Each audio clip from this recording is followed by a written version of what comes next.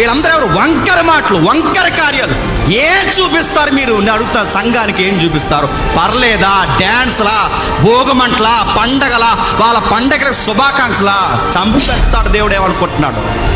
ఇలాంటి యెజబెలు బోధలు చేస్తే దేవుడు ఊరుకుంటాడా? దేవుడు చెప్తున్నాడు తిమోతికి, పౌలు ద్వారా, తిమోతి నేను మళ్ళీ చెప్తున్నాను, మన ఆరోగ్యాలు పనమగా పెట్టైనా సరే, కత్తికి ఎదురెళ్ళిపోయినా సరే, వాళ్ళు ఎంత దుర్బోధలు చేసినా తగ్గకు, అస్సలు తగ్గొద్దు.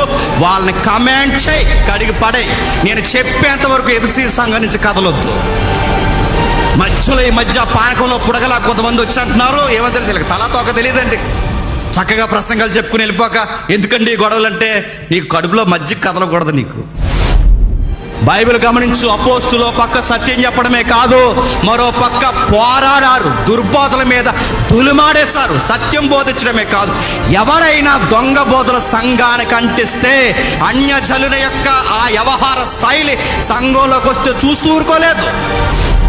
సత్యం చెప్పడం ఎంత ప్రాముఖ్యమో దుర్బోధల మీద ఫైట్ చేయడం కూడా అంత ప్రాముఖ్యం. అందుకే బైబిల్లో రాయబడింది, పరిశుద్ధులారా మీకు ఒక్కసారి అప్పగింపబడిన బోధ నిమిత్తము పోరాడుడి. ఫైట్. అందుకే బైబిల్ ఇలా రాస్తూ అని అంటున్నాడు, నా కుమారుడా పోరాటం. నువ్వు కమాండర్ ఎవడు? నువ్వు యేసుప్రభు పక్షాన ఉన్న ఫైటర్. నువ్వు యేసుప్రభు పక్షం నిలబడాల్సిన ఇదిగో యుద్ధ వీరుడివి.